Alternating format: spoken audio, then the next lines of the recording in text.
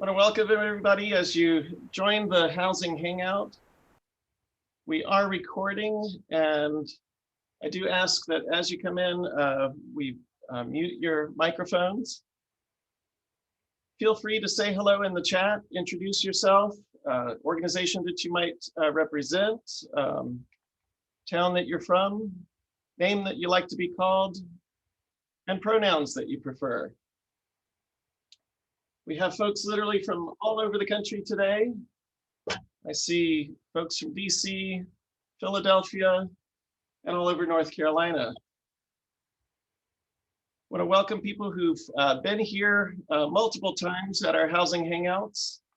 These are a monthly event, first Fridays of each month, except for January. We host these informal discussions about housing and housing-related issues.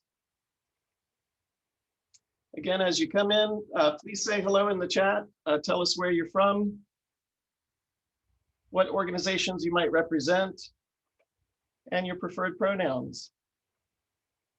If this is your first time at a housing hangout, these are meant to be a good way to learn about housing and housing-related issues that are both local to Greensboro or Guilford County, regional to the Piedmont, pertinent to North Carolina, and often many other places across the country.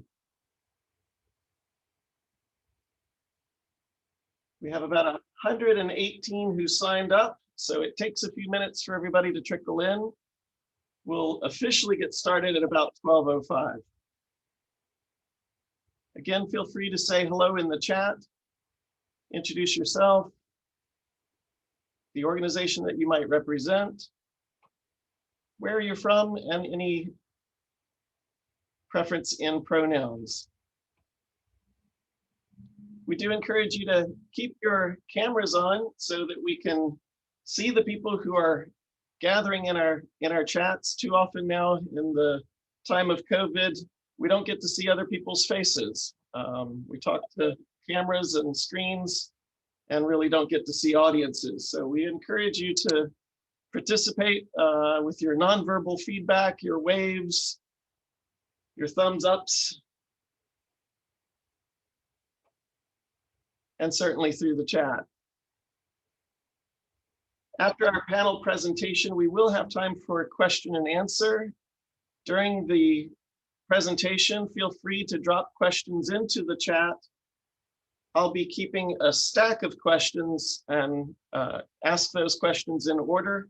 And there'll be opportunity for you to unmute and ask panelists directly.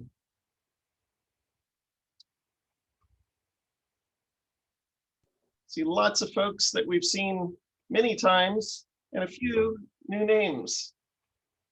If it's your first time at a housing hangout, welcome. Thank you for joining us.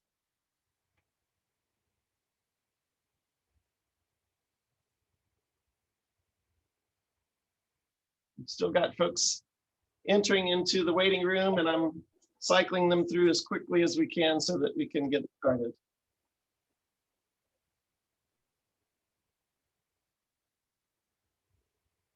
Again, for those just joining us, please drop in chat, name, organization, city, preferred pronouns, and any other information you might like.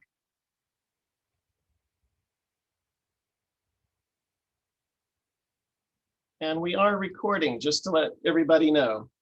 We put these recordings up usually by 4 o'clock or 5 o'clock this afternoon. We'll have the website set up at chcs.uncg.edu. And under posts, I'm going to scroll down and show you.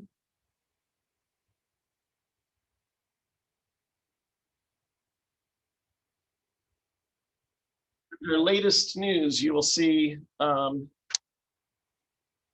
event for housing hangouts, today's housing hangout, including the video, which will be up by about 4 or 5 this afternoon.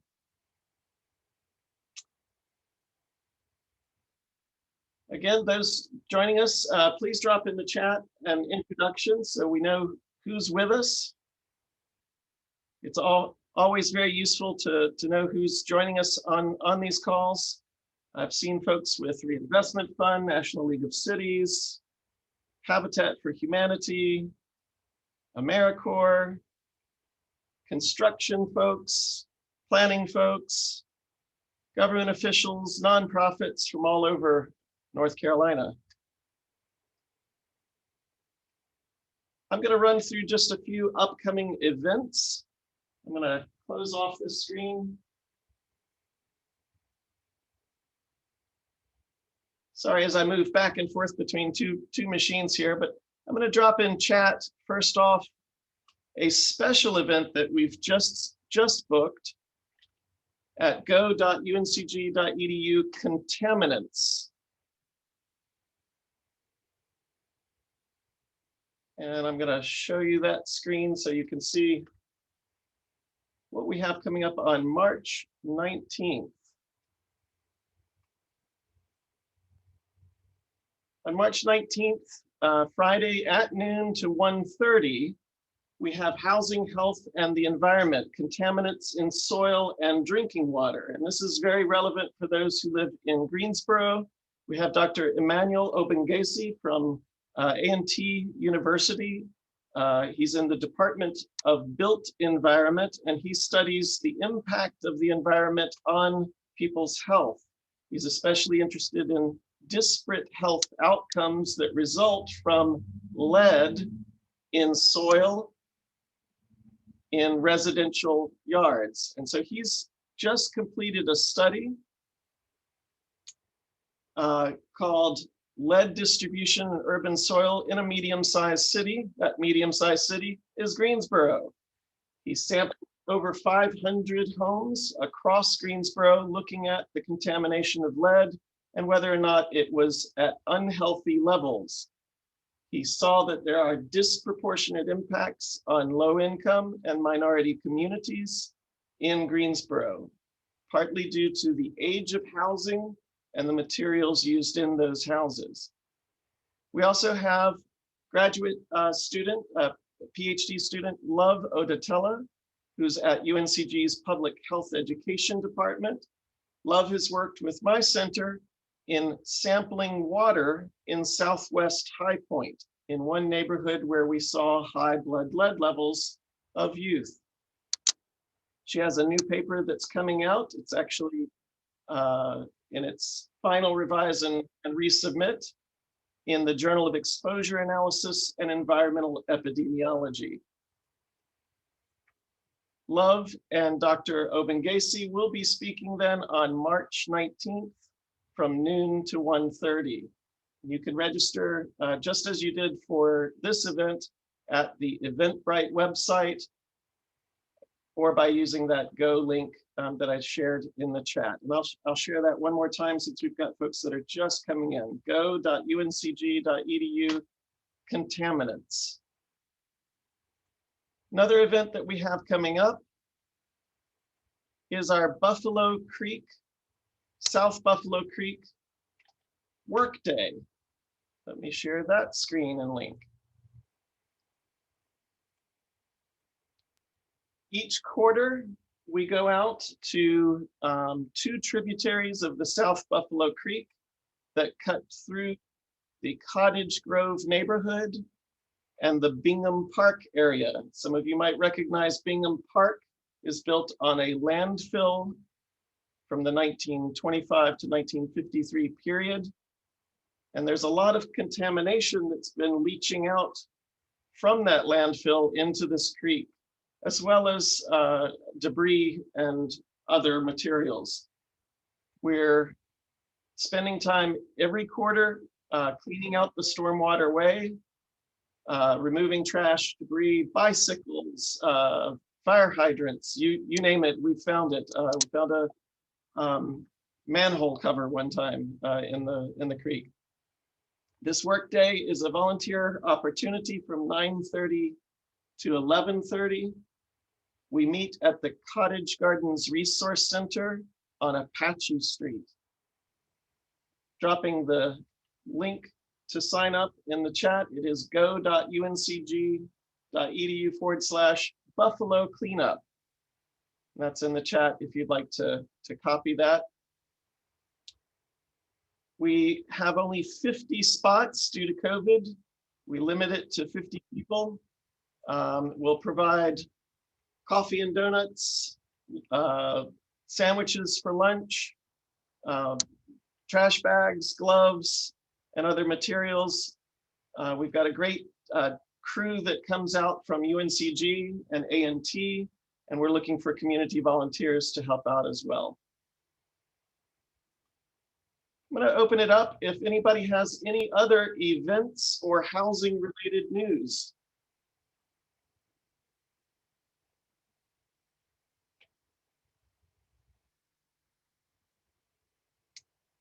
Any other housing related news for Greensboro, Guilford County, the state?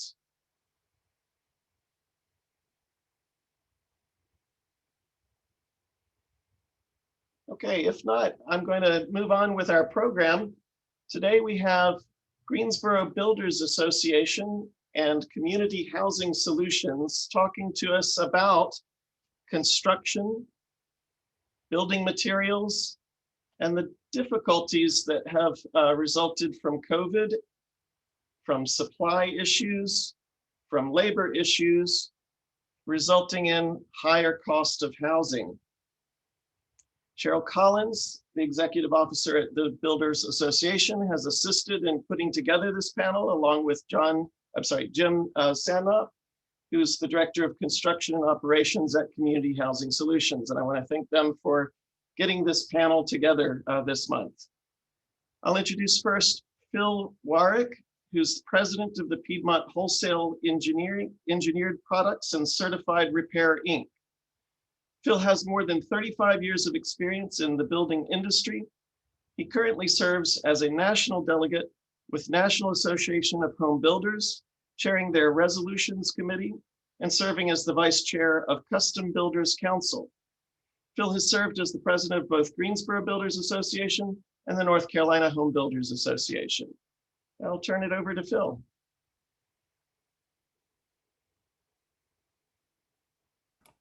There we go. Thank you, Stephen. We appreciate that. Thanks for having us and organizing it all. I have been around for a long time, and I think that's why I get to be invited to things like this, because no one has seen as much as I've seen. So we'll try to keep things informative, and please keep your questions, because we'll be having ample time to address them. Not sure how many of you all may know, but housing and housing related issues provide about 16% of GDP.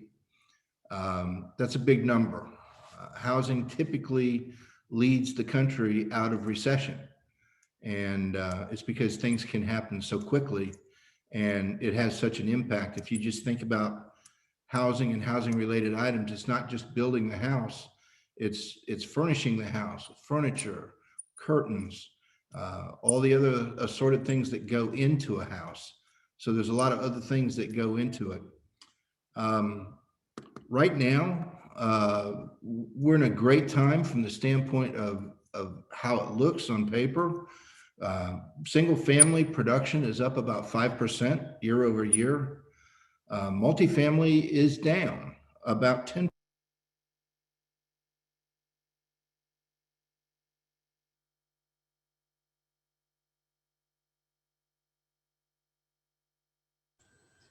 We'll give Phil just a moment there. I think he's logged in from Wilmington, and hopefully he can reconnect in just a moment.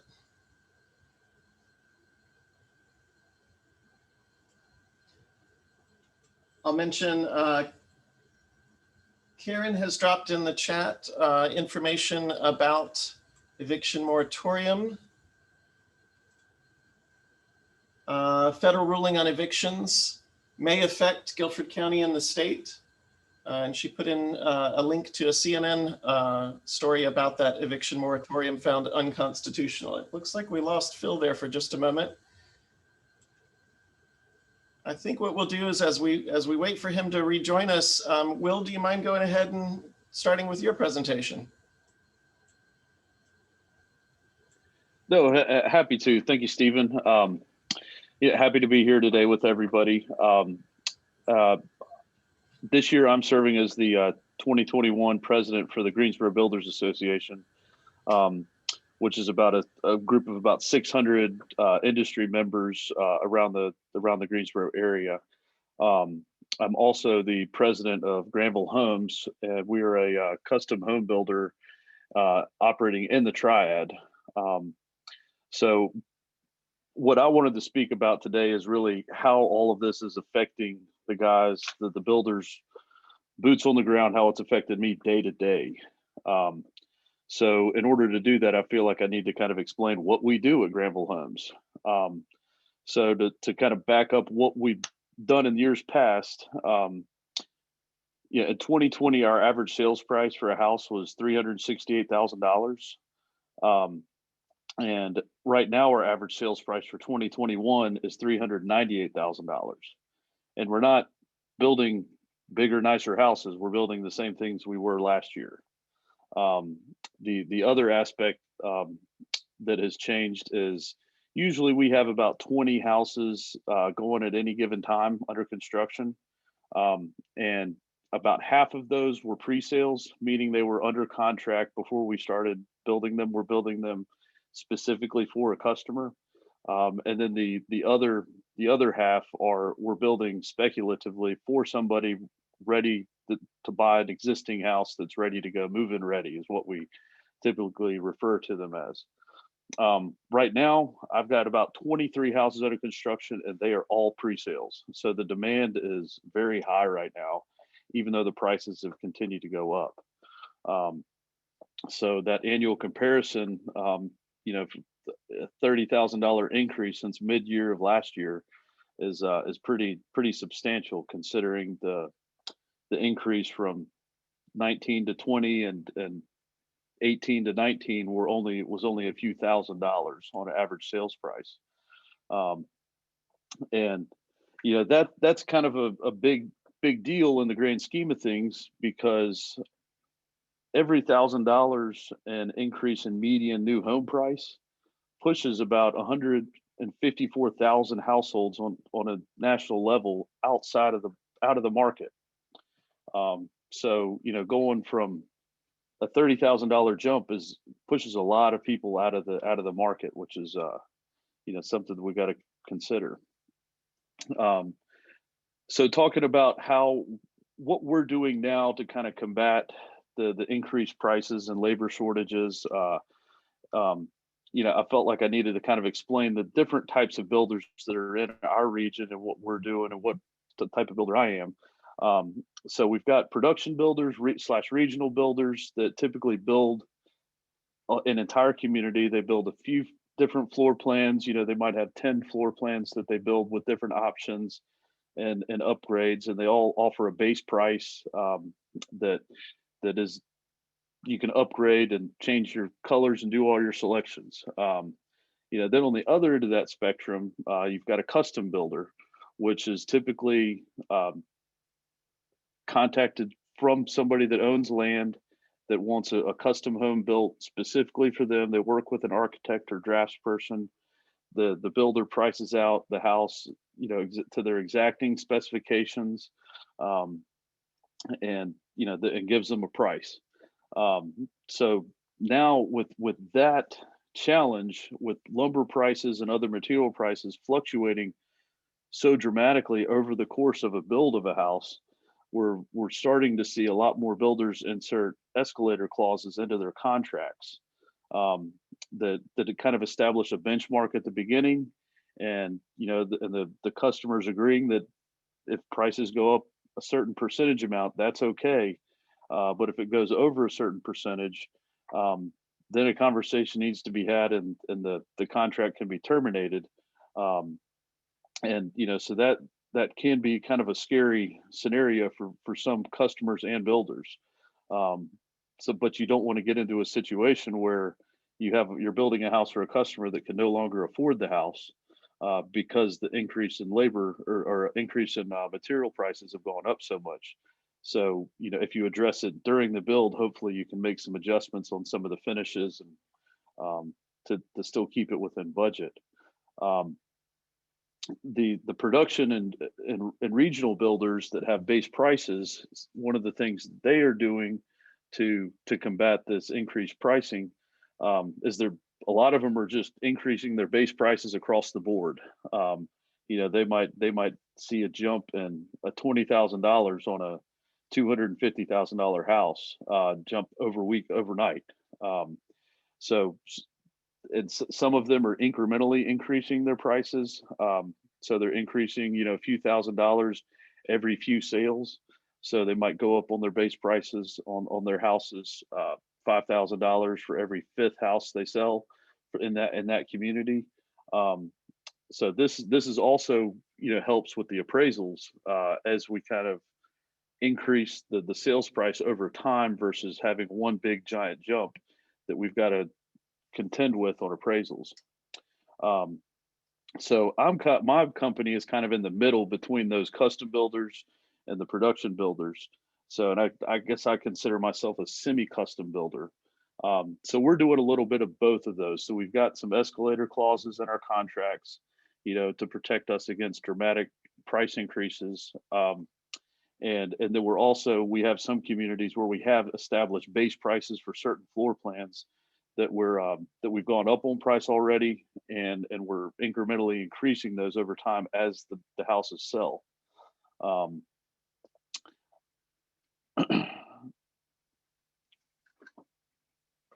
The other thing that we typically have always done that tends to help kind of even the curve of lumber costs, because that's always been fluctuating, is we try to stagger our starts.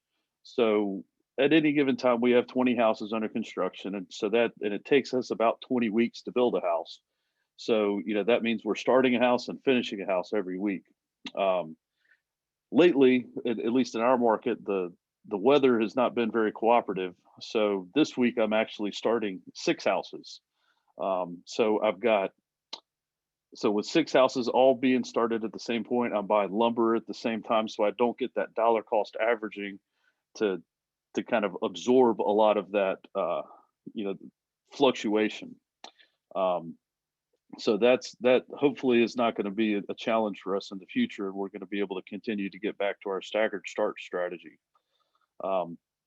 Something else I've had to do is we're moving to a waiting list for our customers. So because I can't start stuff right now, I can't lock in a sales price with our customers and not start it for a few weeks or months because material prices are fluctuating so much. So, you know, so those are a few of the things that we're doing to combat things directly on the price side and timing side. But we're also exploring some new materials and techniques to build these houses. We've already been using roof trusses and I-joists that they're really efficient to build, and they're manufactured, so there's no construction waste on our job sites. And we've started exploring panelized construction, which is where the walls of the home get built in a factory and shipped out and assembled on site. You know, usually the labor rates are a little bit less for that, and the house goes together faster, therefore saving some money. But we haven't seen if that's actually going to pan out the way we think it's going to yet. The other thing that we're kind of transitioning to is a system that some lumber supply companies are offering called Ready Frame, that eliminates a lot of construction waste because all the materials are pre-cut.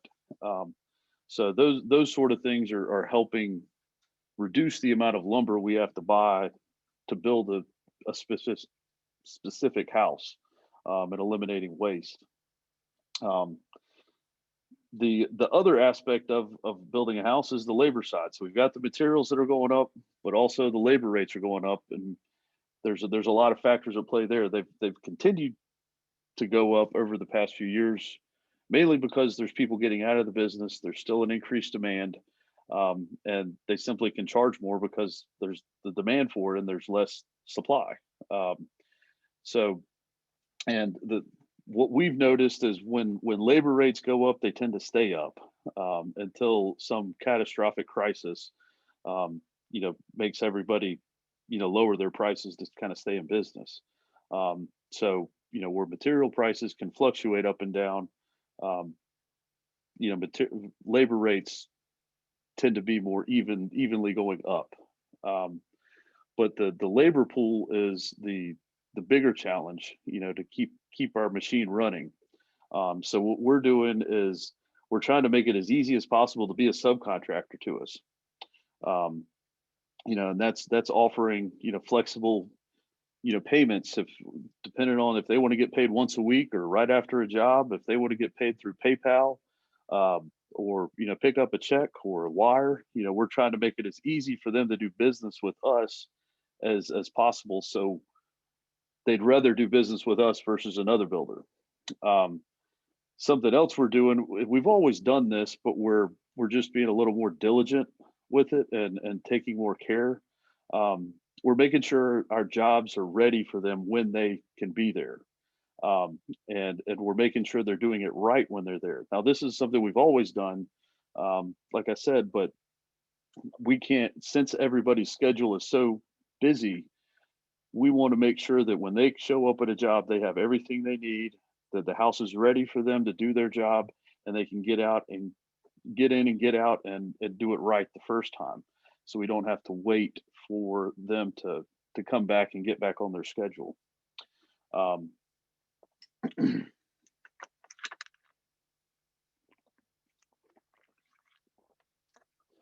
the the other thing that's can cause havoc for our schedules and the subcontractors are, getting building inspections. um, there's a lot more building going on, so there's a lot more inspections to be done. um, and these inspectors are doing great, but there's not enough of them, and we can have inspections get pushed out for sometimes days, that really can cause havoc on our construction and what we have scheduled to happen the following days. Um, so that's something to think about when, we're talking about workforce development and construction careers. Is building inspectors and planners need to be in that mix as well. Um, so it's talking about planners. So, community or a city planner helps the developers, which we also develop our own lots, to develop the lots. So those guys are, they're very overworked as well. They're doing the best they can to keep up. But as the transition from working from in an office to working from home during the pandemic, that caused a lot of delays as everybody was kind of figuring out the new way to work and do all this. And review plans collectively. We, doing technical review committee meetings through Zoom. So there was a lot of getting used to, which kind of slowed down the progress. So therefore, lot inventory, new lots coming online take longer. Um, and the the other factor that I think we're starting to kind of see is the lots that the land that we were planning on developing at the beginning of last year would have been coming online as new lots about this time this year.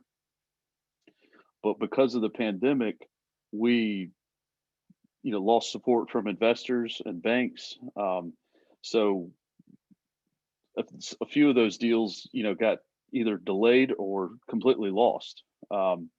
So the the demand is high, the lot inventory is low, and the turnaround time to develop new lots takes longer now because the planners are underpaid and overworked.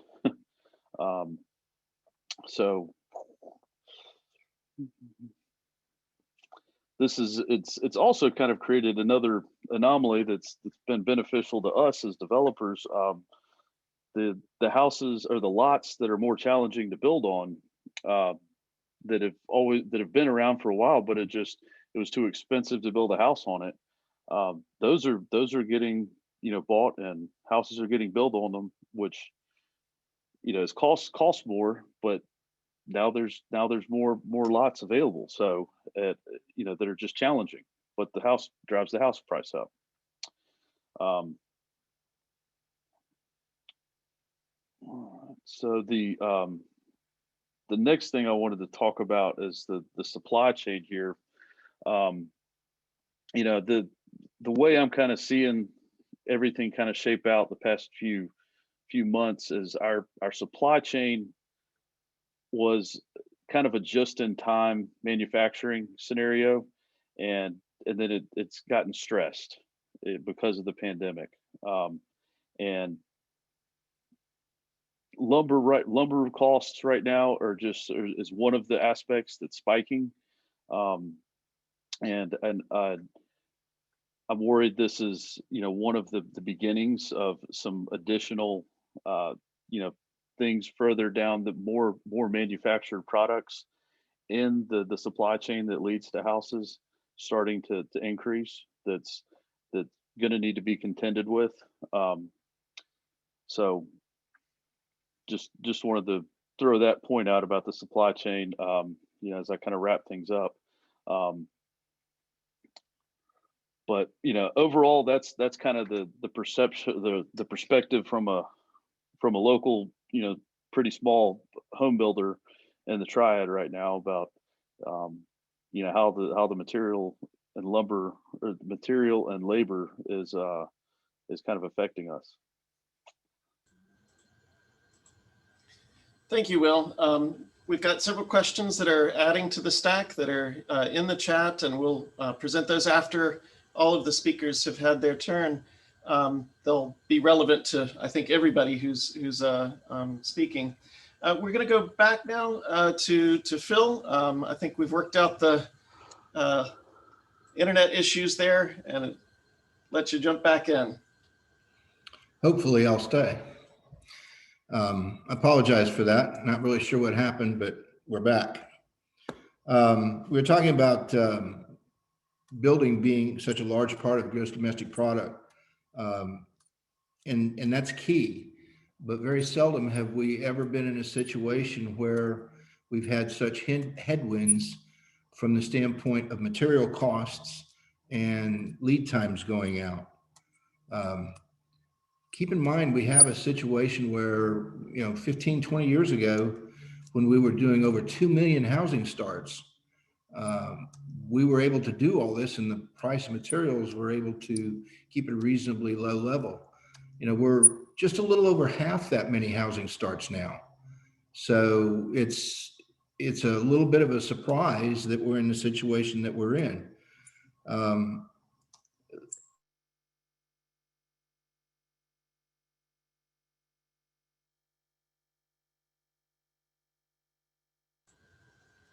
I think we lost Phil again. Jim, I think we're going to be going to you next.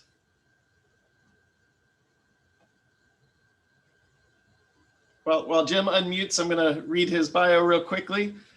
Jim Sandop is the Director of Construction and Operations with Community Housing Solutions, a local nonprofit organization that provides home repairs to homeowners in Guilford County, as well as new home construction for first-time buyers. With a skilled construction staff and volunteer groups from the community, CHS works with homeowners who fall below specific income levels to make needed repairs, making their homes warmer, drier, and safer. Jim has more than 35 years of experience in the building industry and serves as a general contractor. Jim? Appreciate it, Stephen, and glad to be here. I recognize some faces through my nonprofit, working with different organizations and different individuals. So it's nice to see some faces without masks on today. Yes, and my background, I started in this industry in '82, and I was a lumber salesman. I worked for a lumber company. So I've been on the sales end of it, materials, windows, doors, sheetrock, roofing, you name it. And then I got into the building. I was a general contractor and built custom homes for about 16 years. And then in 2011, my heart, my wife willingness, I went to this nonprofit that I hope a lot of you are familiar with, Community Housing Solutions. And we do two aspects. We do home repairs for low-income families. It just happens to be it's a lot of widows and widowers, disabled, people that own their homes, and we try to keep them in their homes through the work that we do. And then after a few years of being there, the city of High Point found out that I had a contractor's license, and they asked, would we build infield lots in one of their low-income neighborhoods in High Point. And therefore we went there, and then Greensboro found out we were doing that, and they came to us. So what I'm doing under Community Housing Solution is building houses, new construction for first-time home buyers, both on the east side of Greensboro, right now in the tornado area from 3 years ago, and then in the High Point market in low-income neighborhoods where City of High Point asked us to go. So I love what I do. Part of what I'm going to chime in on is some of what Will talked about, but perspective from affordable housing, because it gets different when you're in affordable housing. So I want to start off with something that everybody probably knows, and that is kind of what just a snapshot of what affordable housing, what that really means.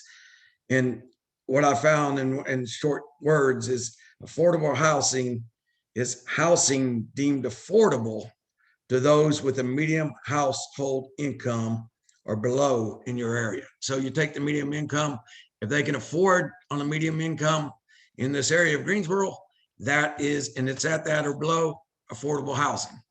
What we do is even smaller than that, because we do 80% of the medium income to buy one of our homes.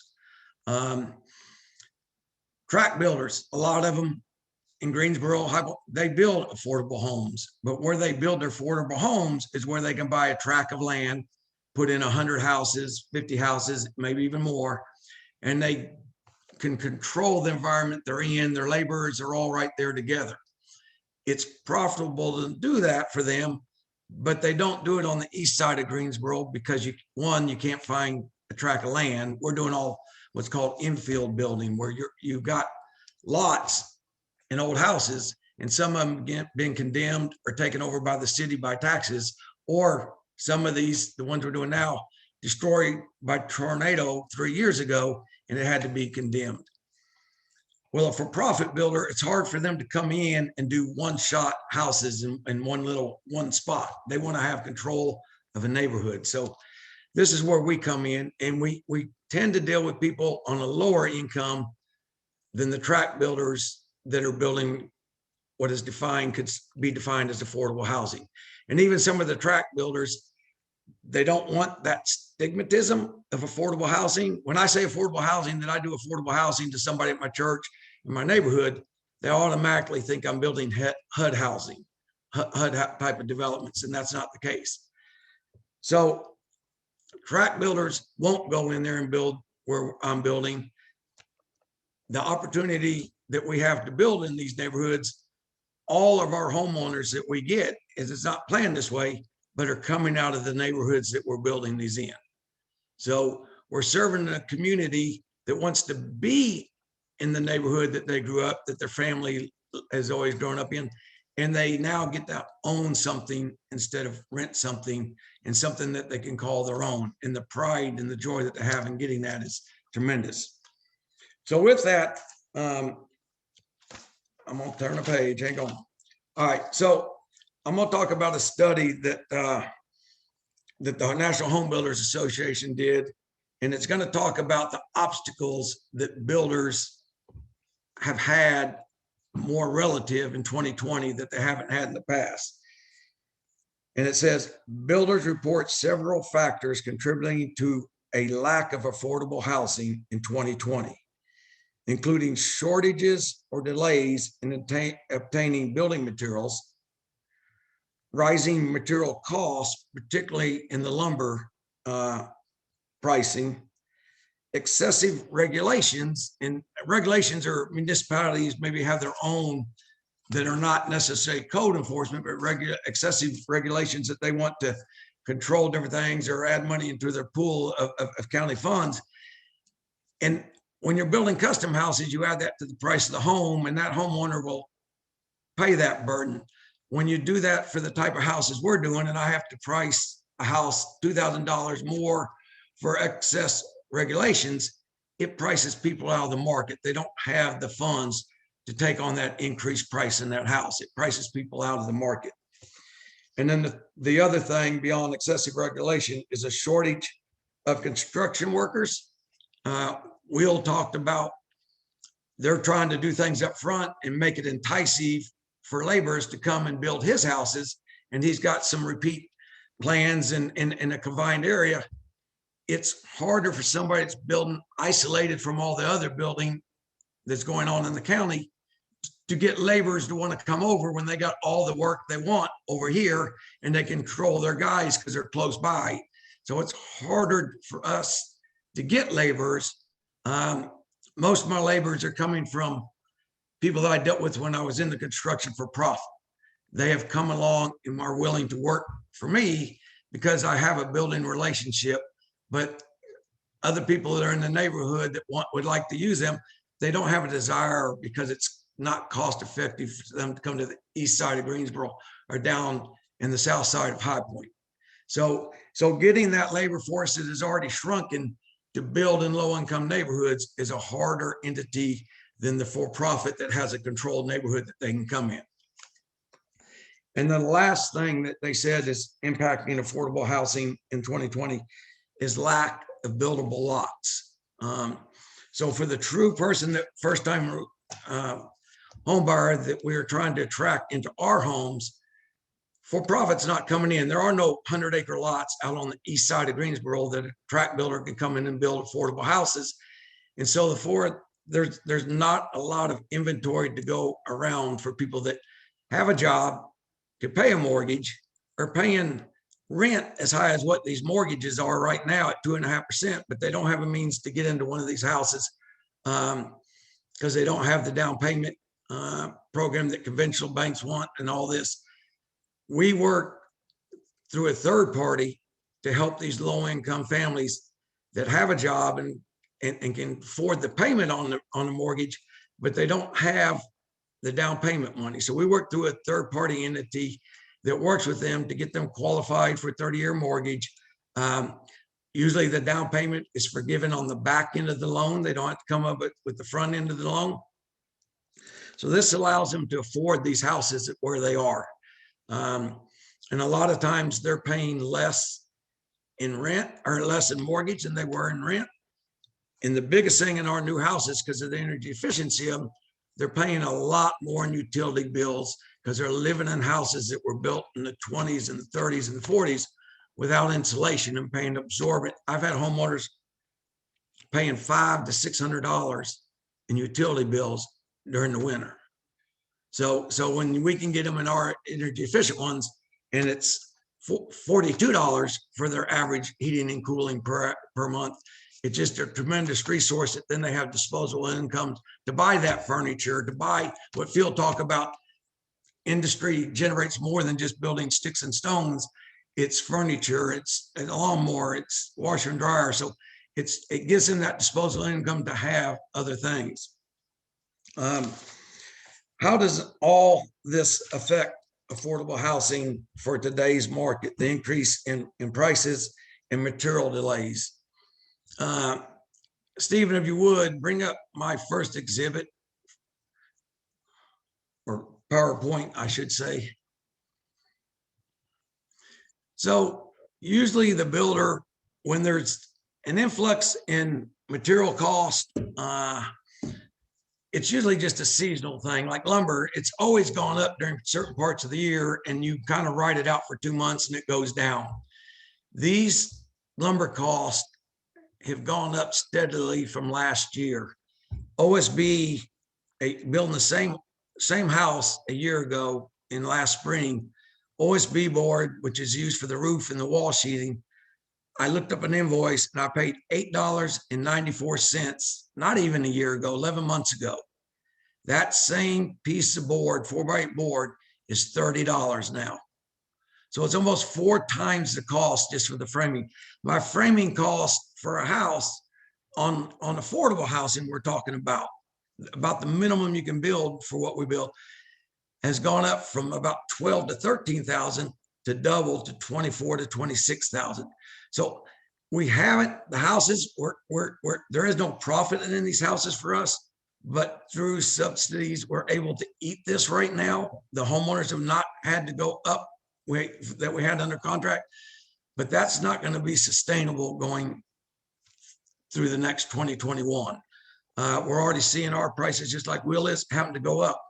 The problem for us, we're going to price them. I can see some of my homeowners we sold to in the last 3 years, they would not be able to price or to buy a home as this current market lumber price is going up, and having to increase my house, affordable housing, $10,000, $20,000 like we're going to have to. Lumber was the start of this. It started going up last spring. It has stayed up so long and so dramatic, it's starting to affect the other parts of the industry that supplies material. There's a shortage of vinyl siding. There's a shortage of insulation. My suppliers that do the work for us are on allocation. Byproducts of wood, like your wood doors, your masonite doors, your masonite siding, products that use wood, but there's a lot of manufacturing involved in producing that product, are now having to go up because their raw materials of wood have gone up so much they can no longer absorb the increase in pricing. So lumber is the thing that got all this to where prices are going up, but it's beginning to escalate into other areas of the market. And I think we've only hit the iceberg, or the bottom of the iceberg, to what we're going to see still happening in 2021 with increased prices for affordable housing and all other housing. The biggest difference is in custom housing, if you go to somebody like these escalating clauses that Will talked about, where you go to the homeowner and say, hey, because of these increases, they have plateaued over 10% of what, when we sign, you have to pay the difference. They may cut out heated floors in their tile bathroom to cover that. They may cut out, if they haven't started the house, and especially in the higher end, they may do a 2-car garage instead of 3-car garage. They're still going to build that $800,000 house. They just may not get all the amenities.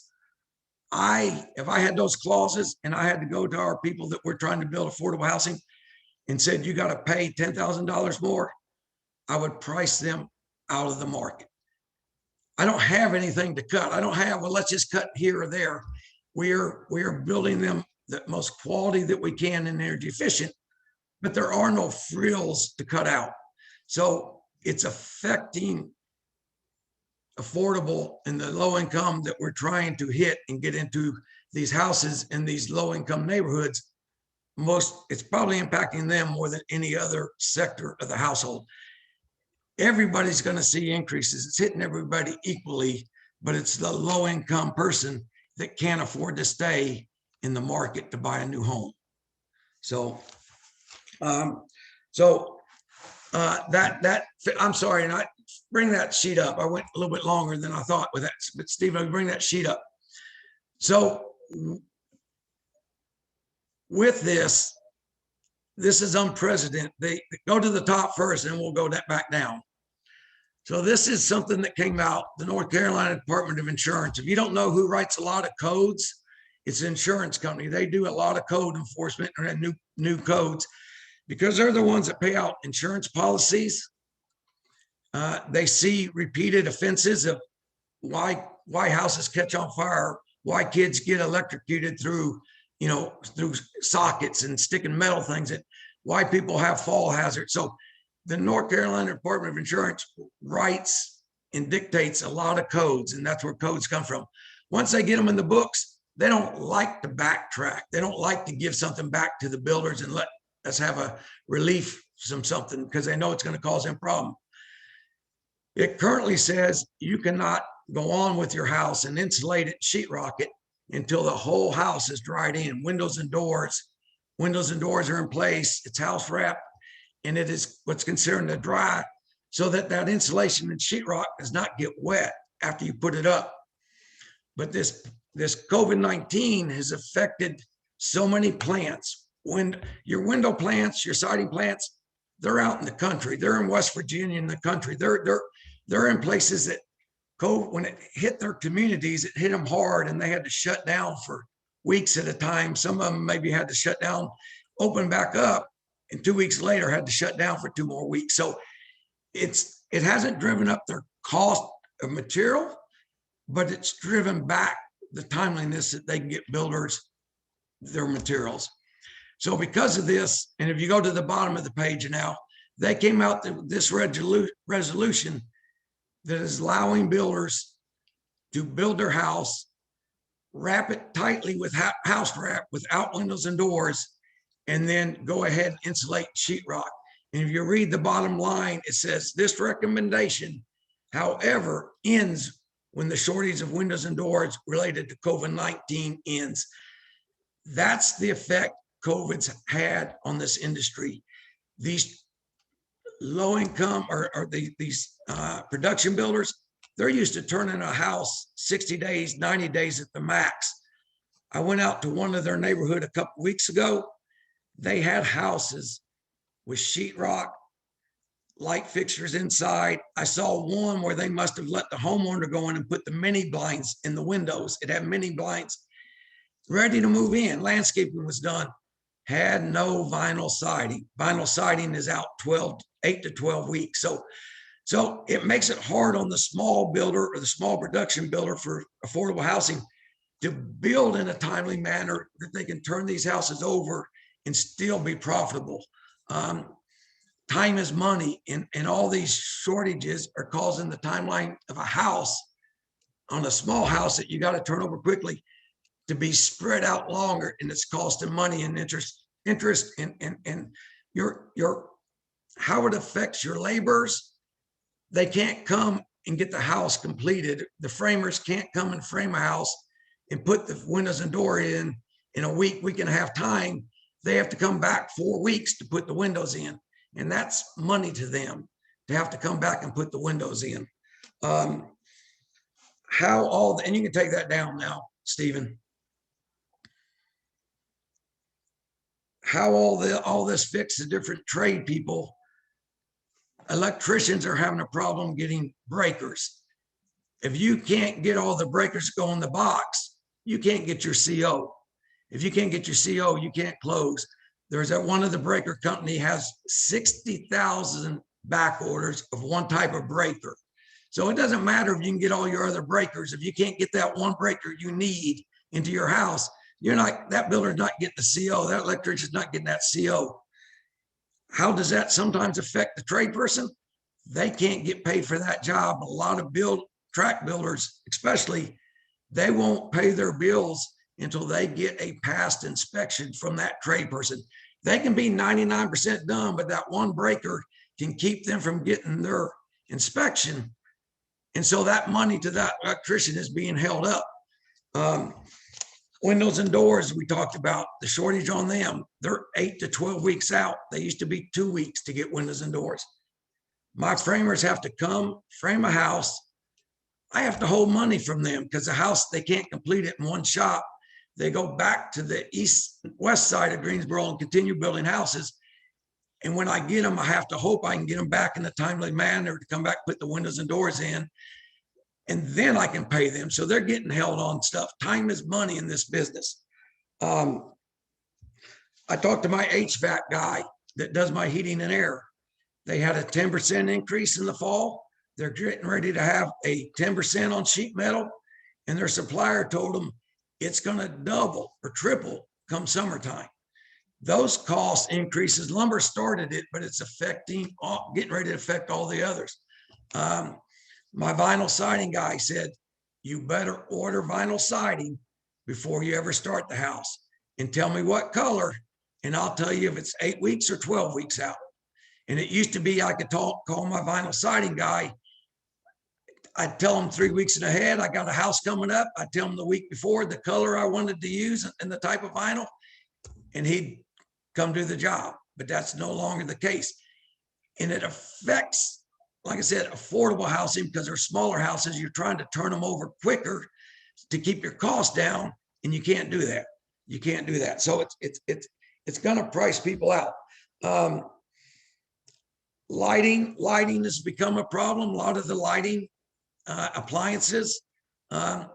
We don't do fancy appliances, but I've had houses where I had to go, we just do a 4-coal, stove, still the old style coil, but we can't get them sometimes. We have to upgrade to no cost to the homeowners because we can't take it to the homeowners to a glass top. We've had to do mismatched manufacturers for refrigerators and stove and a microwave because you can't get it all now from one manufacturer. We're getting the houses completed, but what's that do for the customer when he has a warranty problem? He may have to call this guy, this manufacturer for the dishwasher, and 2 years later know that he's got to call a different manufacturer for something else. So it's not an easy task. Shingles are short supply. Shingles are going up. So the price increases that we're seeing and the effect it's having on the trades have really just started. The lumber prices have been going up since last spring, but you're really going to see the effect of this going into 2021. And there's reports that although usually when lumber prices go up, it's more of a seasonal thing, they'll go back down. There's reports that it will never get like what was. It will settle down. The problem is it's going to take probably increased interest rates, which will take affordable housing for some people out of the market again because of interest rates going up. But the lumber prices and a lot of these other things are still, once they get up, it's hard to get back down to where they were. So that's kind of the in-house affected affordable housing and the impact of contractors. I'd like to talk a little bit now about the labor shortage. I kind of touched a little bit on it when I said these laborers, they're going where they can do multiple houses in the same neighborhood and just, if they're short a 2x4, they can take it from another house to finish a house. Where what we're doing in isolated sites, if they're short 2x4s, they got to call me and I got to go get them and I got to run them out there. So it's not as enticing for these trades to want to come, and there's a shortage of these trade laborers.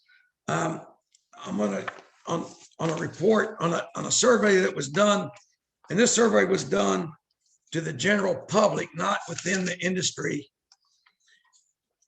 And it talked to Americans and it asked Americans, do you believe trade people, and when I say trade people, HVAC, electrical, the building industry kind of framers in a whole, but are trade people, are they important to our standard of living as Americans? And 85% of them responded that the trade people are very important to this economy of the USA. But when they asked those same people about their kids going into a trade related business, only 33% of them said they would encourage their kids to go into the trade related business. So they deem it essential to the economy, but not for them, not for their kids. They want their kids to go to college. We have a labor shortage that's going to exceed in our industry over 10 million individuals. As it was alluded to earlier by Will, the people that are in the trade are aging out and their kids don't want to get in the market.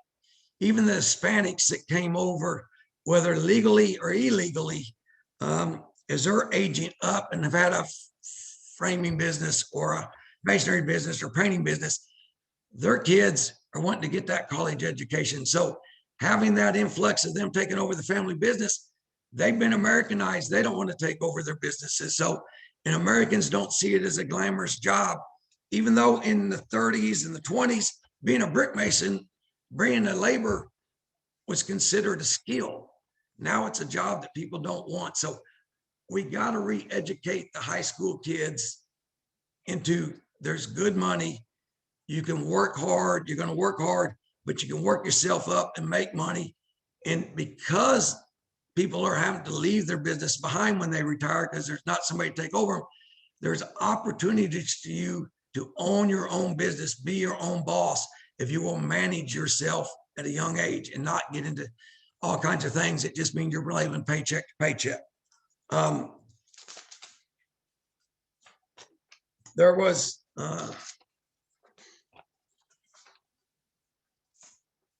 there was another report done where people go to college and they feel like they go to college.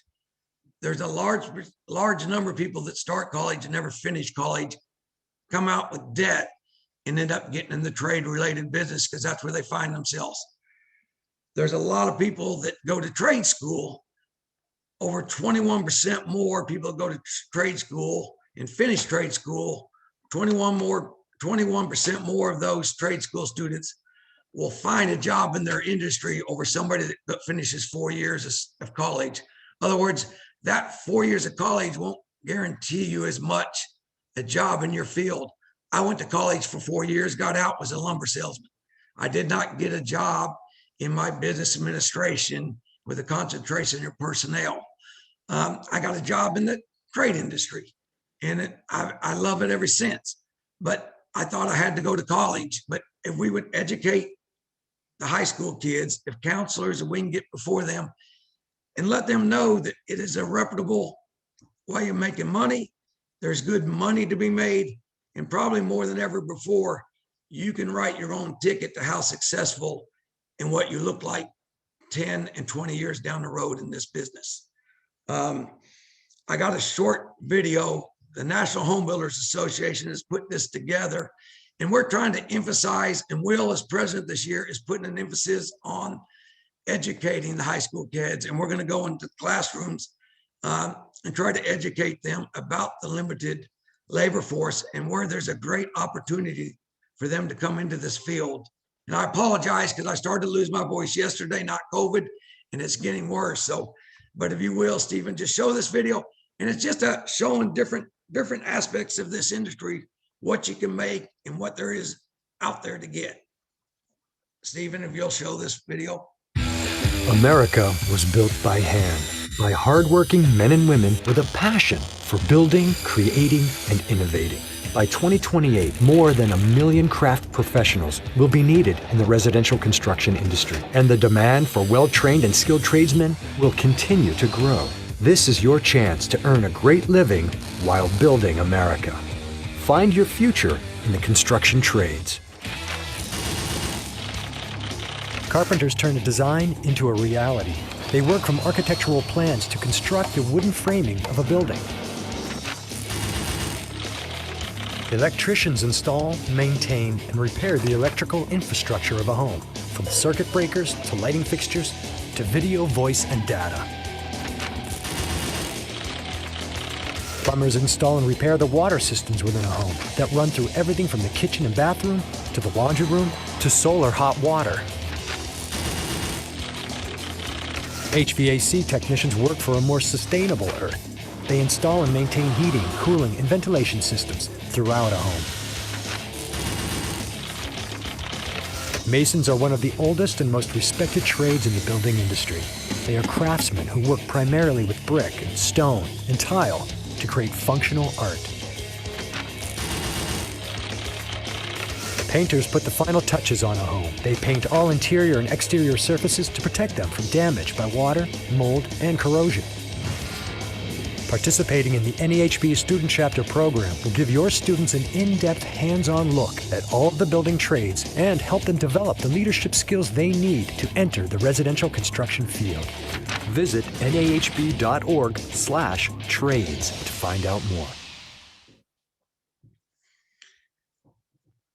How cool would it be to be an electrician with technology and what you had to work with and be able to implement those and go do custom homes or even entry-level homes and work with homeowners on the technology you could put in their house nowadays. So, you know, we got to work to get the labor force. This lumber increase got us on the story of, you know, affecting affordable housing and how many people we're going to take out of the market because of this.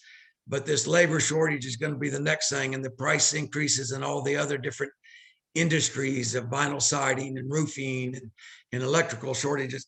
So all these things, to me, in the next 5-10 years, if we don't get a correction on them now, we're going to be hurting to be able to afford affordable housing. I built houses for about 16 years under profit, you know, for upper end custom houses. Loved it. Had homeowners who were appreciative of what I did. I built a quality house, and they'll tell you that. But doing this low income and giving people a chance to have their first home and to cry when you do a walkthrough and they see the things that that home has, to tell you that they're going to have a wedding in their house within the first month. Their boyfriend and her, this homeowner we had, are going to get married when they move into that house. And they move into that house, and sure enough, a month later, they have an outdoor wedding in their backyard because they have something that they're proud of. And frankly, she told her boyfriend, if you're going to move in this new house that I'm buying, you're going to marry me. But he was very thankful to marry her. Most beautiful ceremony. I had, for low income housing, I had a walkthrough that I was doing one time, and they brought their 2 teenage daughters. This is a walkthrough at the final. They never owned a home. None of our homeowners have ever owned a home. You got to be a first time home buyer. The 2 daughters who were in high school were in the kitchen with myself and their parents. And I was showing the parents how things in the kitchen work. And the 2 daughters asked me, they looked at me and they asked what that was.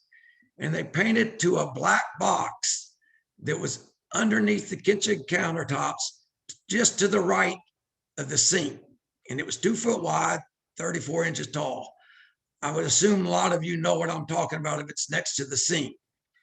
They did not know what a dishwasher was. And they asked me what that black box was. I was able to tell them what that was. And the appreciation I've had on the East Side from homeowners that have lived and are proud of the East Side, that the neighbors and the impact it's had on them to see new construction in their neighborhoods. I don't want this affordable housing to go away on the East Side of Greensboro or the South Side of High Point. And I am really, really worried about it, because how are some of these people that have afforded it for the last couple of years going to be able to afford it as these escalating prices and labor costs come across? So keep that in mind. I'm going to be quiet now, and we'll go to discussions. And I rambled, but I appreciate your attentiveness. Thanks, Jim. We're going to go back to Phil. I think Phil has changed hotspots, so we're going to try again there. Phil, do you want me to share the building materials screen now? If you would, because I'm thinking that most of my points have already been made by Will and Jim. So if we could look at this. This is just an example of what the composite, if y'all remember, I talked about the composite price of lumber, all of it rolled together and averaged out. You know, when I built my house 16 years ago, the price of OSB, like Jim was saying when he went to price it out, price of OSB was the forever highest ever, and it was $17 a sheet.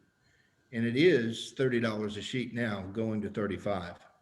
This gives you an idea of what's happened in the last 5 years on this composite price.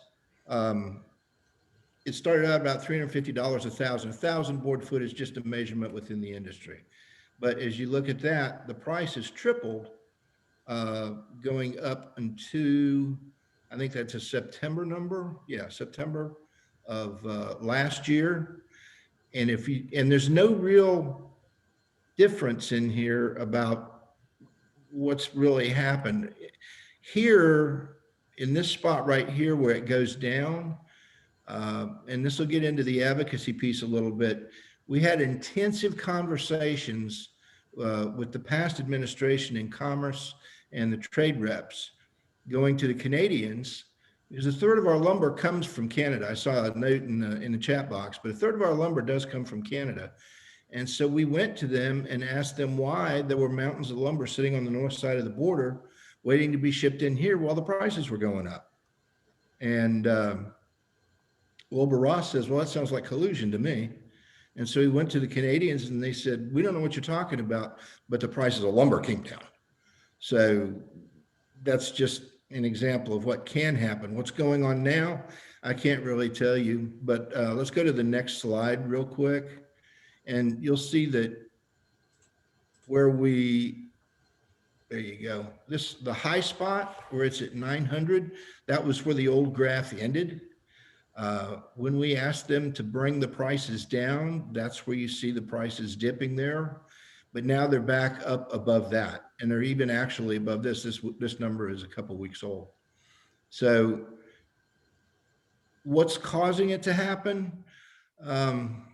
When we ask the mills say, well, we've got COVID issues, we've got people out, we can't run the mills efficiently. And there's just a lot of reasons why they can't do it. I don't really understand it. If you go to the loggers saying they're not getting any more money for the logs than they were getting before. So there's very little control that the retail and the wholesale side can offer to it. So there's a great big spread in there between where the logs are and where Lowe's is on where that profit's being generated. So until we can get a handle on being able to deal with that, I'm not exactly sure what can be done about that, but there's a big number in there.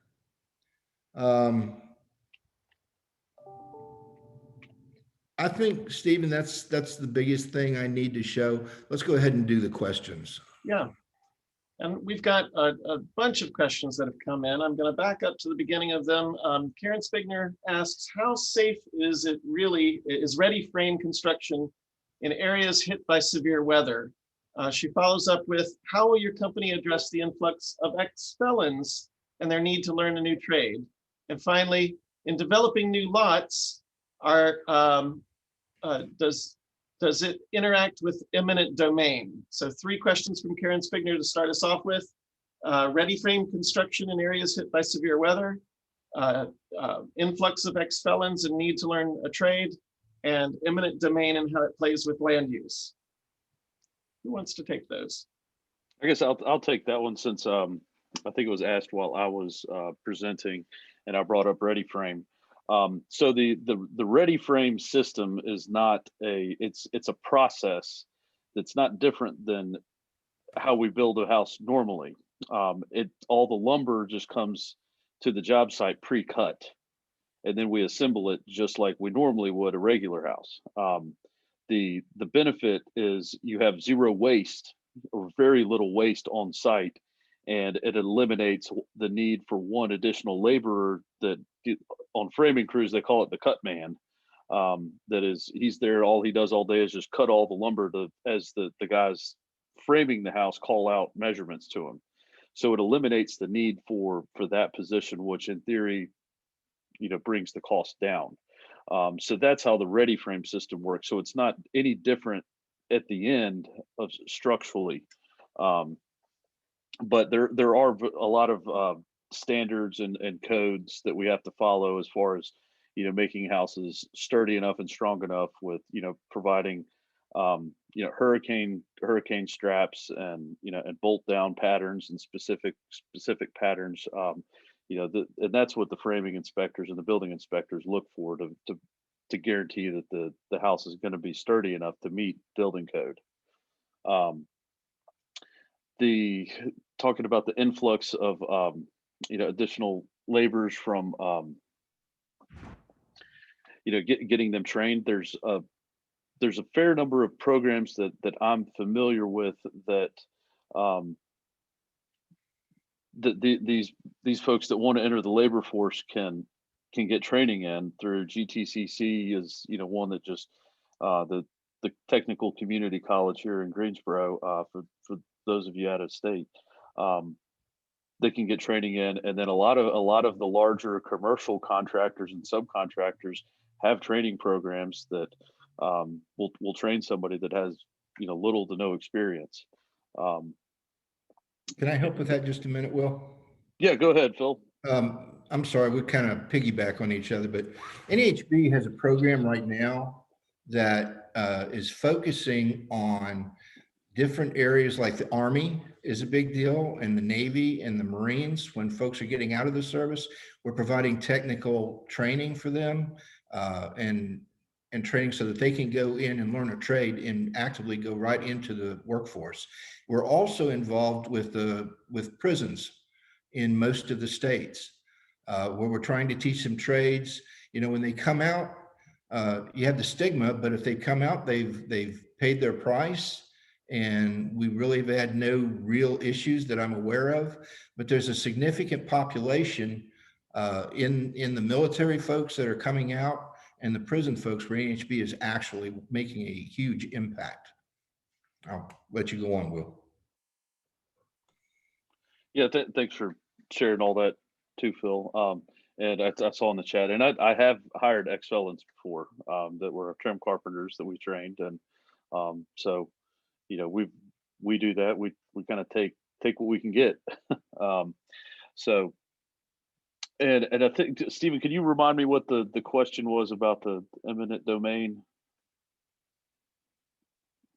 Yeah, it was about land use and eminent domain, site selection, lot selection, and whether eminent domain plays a part in that. And I think that would be really on the planning side in comprehensive land use plans, and whether or not they're exercising any eminent domain there. Yeah, I don't know of any places that, or I haven't heard of any where any municipalities or government agencies are using eminent domain to acquire property for the purposes of affordable housing. But I'm not that well versed in that. Jim may have experienced, heard some things about that. Ours is where I want to call it eminent domain per se. Ours is like where the tornado happened 3 years ago. We did 56 home repairs for homes that could be repaired, and the city funded that. And then they wanted to get into where houses that they weren't repairable. It wasn't that they decided to, so we could build a new house there, but the homeowners had to move out. They couldn't live in the house. It was unrepairable. They're, they got some insurance money for maybe what the value of the house was. And some of them didn't have insurance because their house was paid off. So we've actually gone in and paid for houses and demolished them and paid for the property value. So they have been thankful for getting. We have not taken over just saying, hey, we're going to take this because you can't afford it. But some of them had back taxes they owed. So the people that we've worked in, yes, we have not taken their land, but we have bought the property as was, whether it had a house that the city needed to be demolished, said it needed to be demolished, and they didn't have the funds to do it with, and it was sitting there. And they were going to start to get fined. So we've been a stopgap that they have been so thankful. One of the houses on East Florida Street, the gentleman that used to live in that house is now, him and the other retirees, they sit across the street and they marvel at this house that's going up on a piece of property that his daddy built along with his family members before there were houses out there. And he'll tell you about the chicken coops and wringing chicken's neck and, boil them in hot water for lunch, but they built a house that did not survive the storm. But he is so thankful to see a house going up there, and a homeowner that bought it moved out of the area and is moving back into the area. So he's also thankful for that. So yeah, we have, it's not like what you hear of taking over property and people are, no, I don't want this in my, they're so thankful for what's going on in their areas of neighborhood. Claretta asks, do you build all around the country or specific areas in the country? And I think that was to Will, Graham Homes. We just build in the Triad area. We build about 35 houses a year. Andrew Young had a question around demand. He says, under these conditions, these somewhat favorable conditions, what's your view about Greensboro, how Greensboro could address the affordable housing crisis? Well, I think, or Jim, do you want to take that one? Go ahead. So I guess the demand is certainly there, for new housings, and I think Greensboro is a good place that's going to continue to see that demand grow. Specifically for affordable housing, to grow that, I guess I don't want to get into a tangent on land development and regulation, but that sort of thing would substantially help get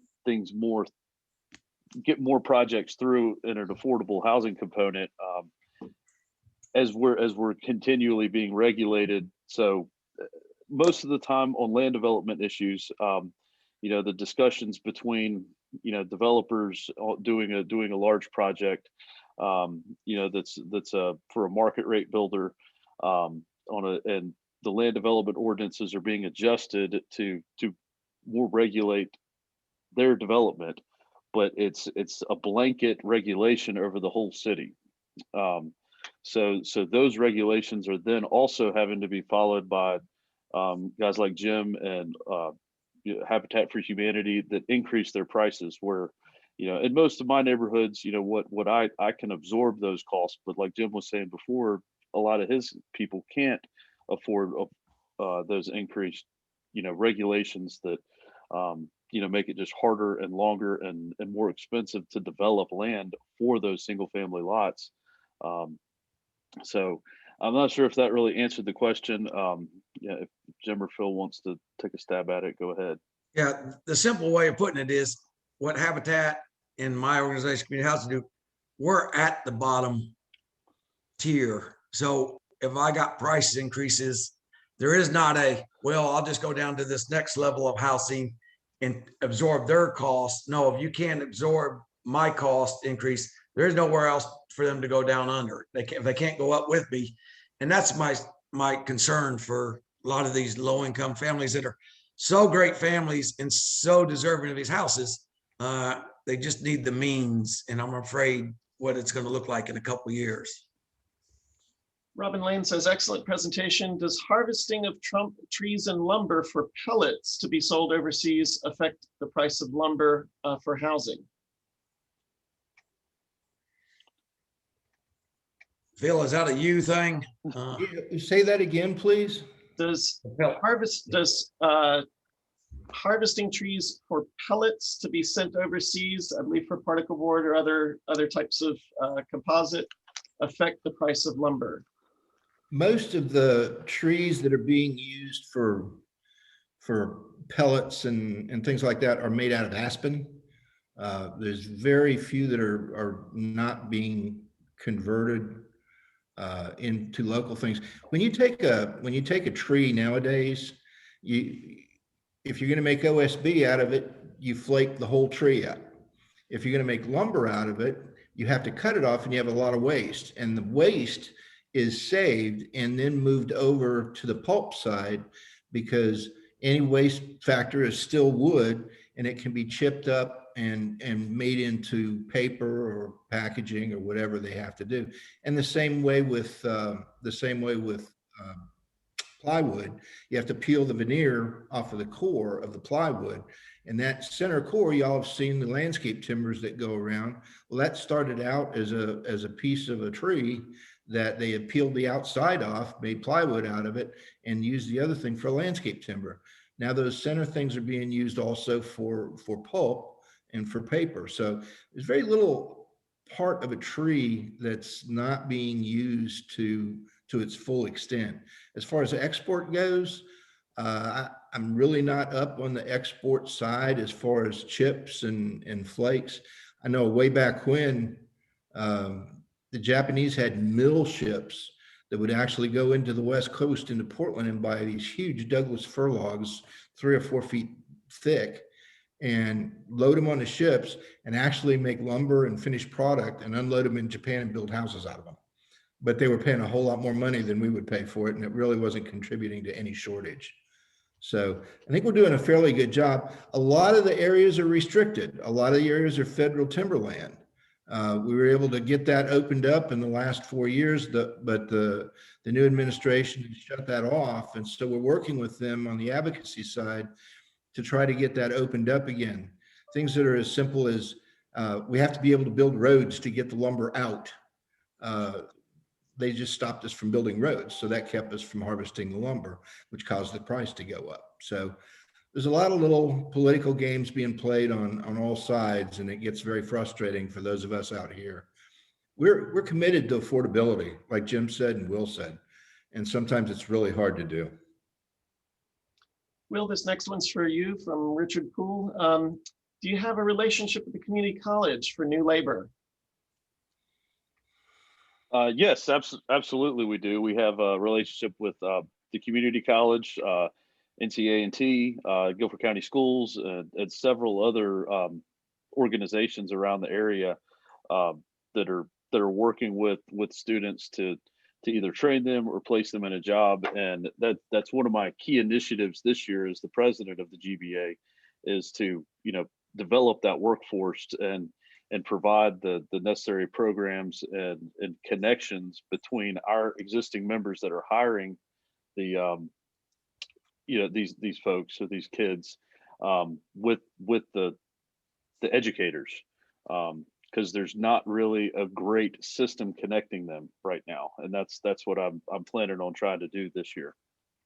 Just to piggyback on that, Dr. Chillis, are you still on the line?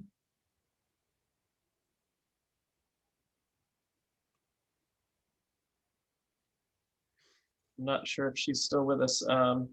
There's a program that Jim and I are associated with, Fannie Mae sponsored program with the school district that's developing a pipeline of workforce. We're working right now with the skilled trades and carpentry program to develop certification and externships for their students to then work with builders like Jim on projects. And she was here just a little while ago, but looks like she's gone on. Karen has a question for Jim. East Market Street development, I believe now East Greensboro now, in the past received monies from the county to assist homeowners in East Greensboro, and this has not been very effective. How does your organization assist homeowners with winterization and going from oil to gas? We don't assist them with winterizations per se. We do, if they have a gas unit that has gone out, we have money from Piedmont Natural Gas. So if it's a gas system, we can replace or repair that gas system. And with that, we can do winterization, or when you say winterization, weatherization. We'll do air sealing in the attic. A lot of times we'll contract it out with the third party, but B&G has allowed us not just to put in a new gas unit, but to also help these homeowners with that bill by weatherization. We had a homeowner years ago, if you've ever gotten one, Duke Energy puts out these little memos or these little letters that show in your neighborhood your heating bill comparable to your other people in your neighborhood. And we had a homeowner that we did weatherization on her house, and prior to the weatherization, because when her scale came prior to our weatherization, she was one of the highest rated energy users in her neighborhood. And you could see the exact date that we did the weatherization and did all that the strike week, she went to the top as energy efficient. So the program is not about just fixing somebody's heating. It's about fixing their heating and also make it long-term more warmer and drier into their house. But yeah, and we also got an A&T grant that we're working on to help with some of that this year too. So we work with different entities wherever we can get funding to help with different parts of programs that we do. Several times, regulation and restrictions from code and other entities came up. Karen asks, what is considered excessive regulations? Anything that adds cost to a house. Yeah. We're very concerned as an industry in safety. We actually have an organization called Job Site Security, where we look for our workers on jobs, on construction jobs, and make sure they're doing it safely. We work with OSHA to make sure those programs that they have in place are being done properly. But when we talk about regulation being excessive, we're talking about things like doubling or tripling the price of a water tap for a house, of a sewer tap for a house. The city or the county, whatever the authority is, gets a certain fee for bringing water to the house or for taking sewage waste away from the house. And in some places like High Point, just actually increased those tap fees by about 3 times, if I'm not mistaken. Don't quote me on that, but it's something like that. Certain other things have happened. I mean, we all pay taxes. Developers pay taxes. Builders pay taxes. But in South Carolina, just to use them as an example, so we don't throw stones at our own folks, they increased what they call an impact fee, the impact of building that house on local schools, on sidewalks, on parks, things like that. But they increased the cost of impact fees $18,000 per lot. Now, $18,000, when you use the numbers that we had early, for every 1,000 increase in price, 160,000 households are not able to buy that house. That can totally stop development in a certain area. We're all for trying to do what we can do to make things work and have proper fire protection, police protection, and all that. But things like that are hard to keep things, when you have to pay those things, they're hard to keep things affordable. That's what we mean by excessive. Next question was from Margie Bukowski, who asks, does Greensboro have a city developed and funded down payment assistance program? I'm actually going to drop a link to that program in the chat for those who are interested. I believe it's up to 15,000. Cindy Blue, are you still on the line?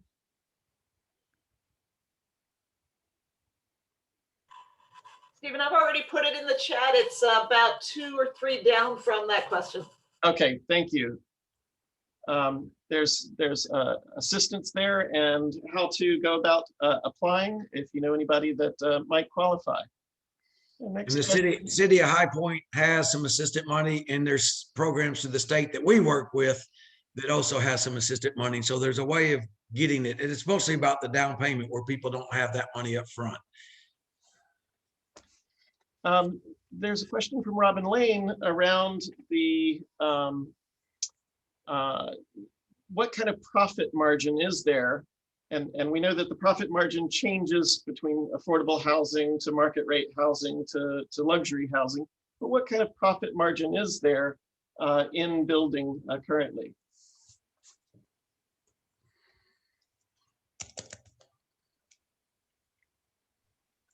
I guess that's more directed towards me as a market rate builder. And to answer honestly, right now, I'm not really sure, because I'm not sure how much lumber is going to cost me on the house that I just signed a contract on yesterday. So, typically I think the industry standard were, depending on the house and depending on a lot of different factors. I mean, I think on average, it's around 8 to 12%. So, that's, with material prices, pricing a house today at, material prices today, that 8 to 12% can certainly get squeezed out pretty easily, pretty quickly. So then I may as well be a nonprofit on some of the houses that we've built. Come join me, Will. Right. But I think that answers the question. Yeah. I think that's pretty typical across the country. I have access to a lot of custom builders across the country. And the thing about it is too, that once you sign a contract with someone, if you go in and there's other things that come up, you may end up spending another 10, 15, 20,000 or more just in site work that no one had a chance to see ahead. And that's out of the builder's pocket. So, a lot of times, like Will says, we just practice. We can't do that very often, but that number is fairly accurate. Right, and the other thing on the back end that we've got to also think about is appraisals. Once the house is completed, if the house doesn't appraise, sometimes folks can't. They don't have enough money to come out of pocket for the additional down payment. So sometimes we end up having to, reduce our price to close on the house to the appraised level. And as things increase in cost dramatically and our prices increase quickly, sometimes appraisals don't keep up with that growth, which can be a problem. Cindy Blue dropped in the chat a very related question. What are construction costs per square foot for low and moderate income, low and mid-range construction? Well, I guess that's towards me. What we try to stay around is around $125 square foot when we get into things. You know, we don't try to build, and Habitat doesn't either. In the early days, everybody tried to build the cheapest cookie cutter house with just 4x4 treated posts. And when Habitat and other found out it's not an attractive house 10 years down the road. And so we tried to not just come in and build cheap. We tried to build quality. You know, we do 2x6 walls for energy efficient to get R19, where probably most builders, even for profit, are using 2x4 walls. And we have to enter the standards of what we go to under a system vision program we're in are higher than what code. So we build outside of code, a higher level. So it gets our cost a little bit up, but our house is very, very finished to a custom look when we're done with it, and high energy efficient. Thank you. And in contrast, but typically my sales prices for not including the land are about $140 to $180 a square foot, depending on the finishes and the site. I think Andrew's question that was asked earlier kind of aligns with this. Is the affordable housing builder then competing against the market rate builder, given the scarcity of lumber, labor, and other materials? I wouldn't say we're competing for the same customer, but we are all competing. I mean, you're going to get your stuff. We're all in the same boat. You know, I'm not getting penalized for being a small builder for my supply house or my heating guy. They're coming to me at the same. If I schedule it, then they're putting me in line with anything else. It just that they're at the mercy of suppliers, just like anybody else. So I wouldn't say we're penalized in that regard as a small time affordable housing. No, I mean, most of my suppliers, not most, but all of them, they love what we're doing, you know, and love working in these houses and providing for it, you know. Let's see. Karen asks a question around why not use more brick? Wouldn't building with brick not only save money, but also the environment? What are the thoughts on brick exteriors? One of the things we've started looking at is what alternatives we may have. The problem we have with a brick house, if you look at the brick, it looks very sturdy and all that sort of thing, but that's just a veneer. It's just like siding. Brick has no structural capabilities. If you have a beam and you're going to try to set a load on that brick, you can't use the brick. You have to use a wall, either a frame wall or a masonry wall. Now, we can build a block wall behind the brick, but that's going to get really expensive really fast. And there's also, you can have a poured wall. There's a lot of different people looking at things like that, poured concrete. And there's an ICF wall, which is basically a foam brick that you pour full of concrete. So they're new technologies we're trying to come up with on how to do things, but masonry still is significantly higher as far as an end product than wood framing would be. Great. There was a kind of back and forth conversation in the chat. Andrew and some others were talking about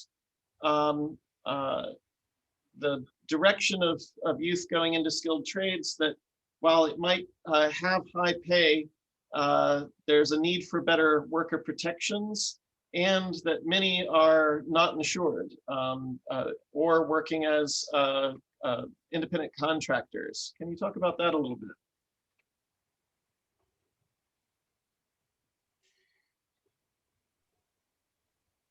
I guess I'll take that one. So I guess that's always the struggle that we have when trying to hire somebody to just help us. I mean, I have 5 employees, and we don't offer any health benefits or anything, but I'm paying them, to an amount that offsets that. And most of the the subcontractors and, suppliers that we use are, smaller companies that don't have that sort of buying power that, a typical, large company does when it comes to providing healthcare insurance. So, there's not really any sort of discounts that you can get with an employer provided healthcare. So I think, Phil, you may be able to talk more about I guess the idea of associations being able to provide healthcare. I'm not sure if there's been any traction on that. But that's something that I've heard about that I think could really help our industry. And that's like, trade organization, trade association being able to offer a group insurance plan for the members of that association. The North Carolina Home Builders has been in conversation with several healthcare folks over the years. We've just never been able to put anything together that they would be willing to support or protect. The one thing that we do is that we require builders that belong to our association to have active workman's comp policies and to be able to cover that side. So there's an injury on the job, those workers are covered from a workman's comp standpoint. Does it all happen? Sometimes people are doing work. If folks that had a need for work would just ask, Chuck in the truck as he comes by to fix your house, if he has insurance, we'd be far better off on it than we are today, because sometimes they don't. That way the end user isn't covered, and anybody who gets injured on the job isn't covered, and that liability can actually go back to the homeowner. So the health insurance thing is a tough one to crack. We're still working on it, but we try to chip around the edges and do the best we can with what we're able to get coverage on. I don't know if that answers your question. Thank you. I have one more question from the list, and then I'm going to open it up for anybody who just wants to chime in with questions or comments. Andrew had a question. How long do the builders think that the current situation in Greensboro will continue? How can builders stay in business when you can't predict profit margins or labor costs or increasing material costs, lack of land, and restrictions from regulations? What's the future? Sounds pretty daunting, doesn't it? NAHB publishes economic reports all the time. They are calling for an active market through this year into next year, with no visible means of recession coming forward. Now that could change tomorrow. We all know how that works. With the costs of everything going up like they are, and our inability to predict, if we got a couple of points increase in interest rates, you're going to find the construction industry going down pretty quickly. I don't know that we can give you a good, firm look at that. We used to talk about, if you were a builder, what's the difference between being a gambler and a builder? Well, the difference is, on a builder, every contract you sign, you're all in. If you're a gambler, you don't have to play.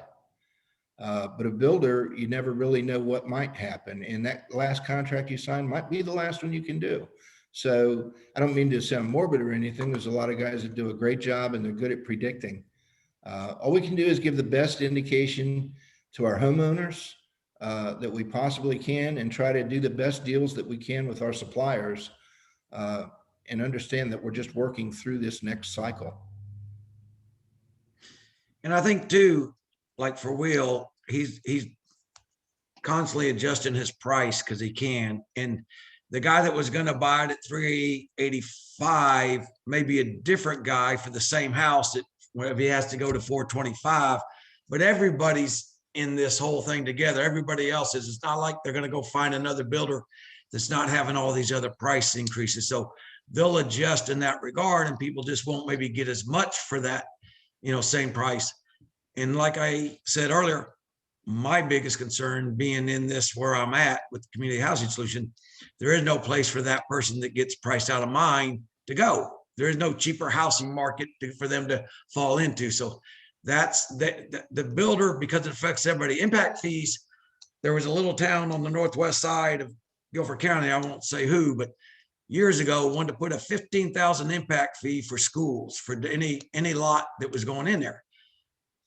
It was a bad impact fee because, one, they didn't build schools in this little town up there in the northwest, so they really didn't have any say in that. It was a county school system.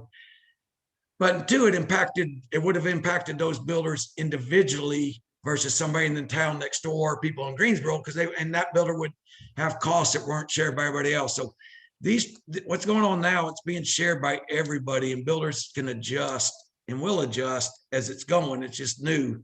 But it's that bottom line. Like I said, the guy that's at the bottom trying to buy a house and trying to get ahead is who it's mostly going to affect, in my opinion, from being on both ends of it for years.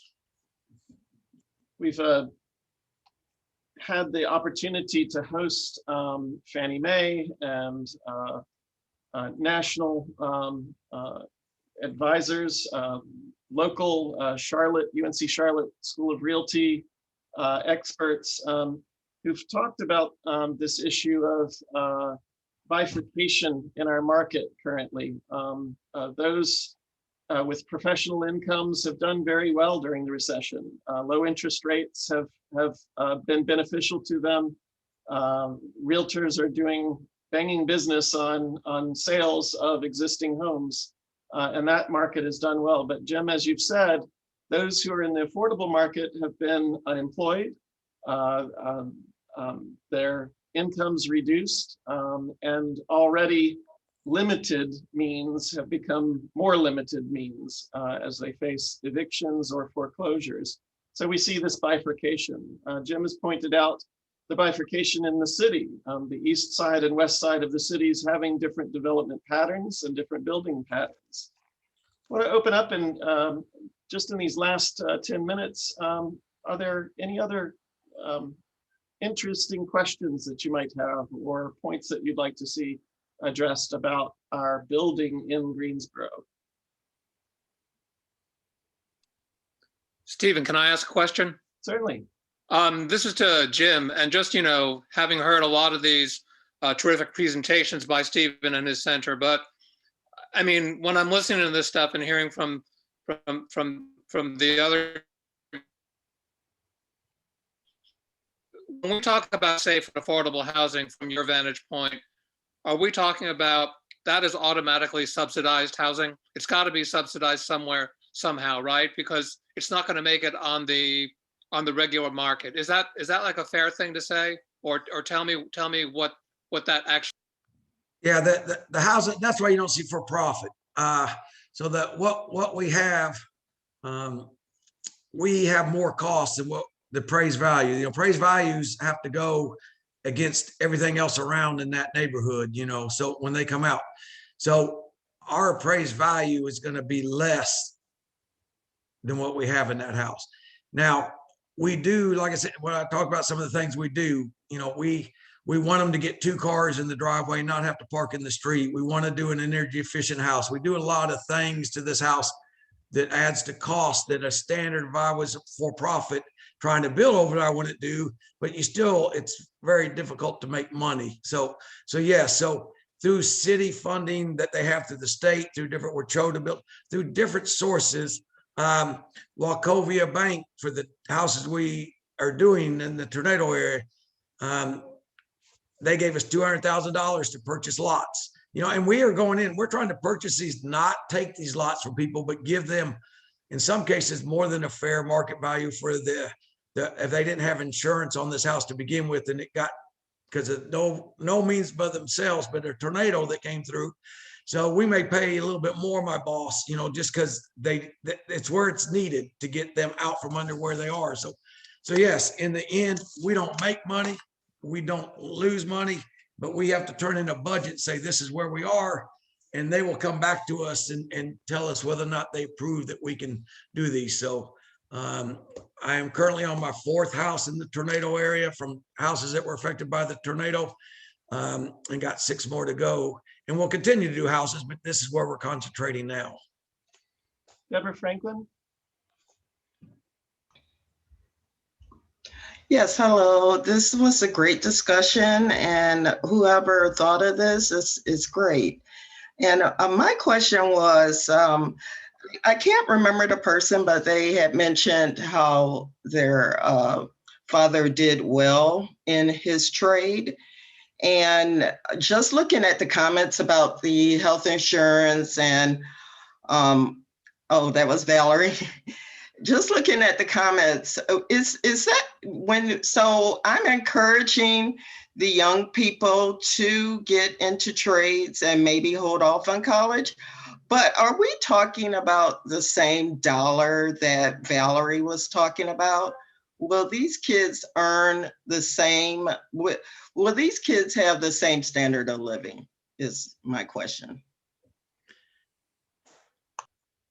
My answer to you would be, if they manage their life and take control of their life, don't get in trouble and don't get into, there's some people in this trade that what they work for is beer money on the weekends. They're waiting for that paycheck to go.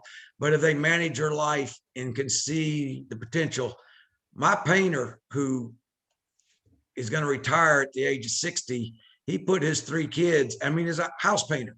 He put his 3 kids through college debt-free, didn't let them go get loans. They all lived at home. They went to UNC Greensboro, and I'd say 3 of them, 2 of them are in nursing, and 1 of them's in UNC Greensboro, but they all went through there. So yeah, and he's going to retire. So if you have the wherewithal to manage yourself and manage a business, especially right now, the way the market is, you can do very, very, very well. And part of the problem in the plight of East Greensboro, I did a house on Julian Street off Martin Luther King. And my waterproofing guy, who comes from Stokesdale area and came down to do the waterproofing around the house and the graveling and all that, there was a group of young adults across the street. Every day they just sat on the porch. They were my protectors of that house. I used to have a great rapport with them. I said, Halloween, I remember I had windows. I said, y'all gonna make sure nobody eggs this house, don't you? Yeah, we got to protect you, my man. We got to protect. But when my waterproofer was there, he told me this story. He's a country boy, but he said one of those young men came over to him and said, can I work for you for today? Will you pay me to work for you?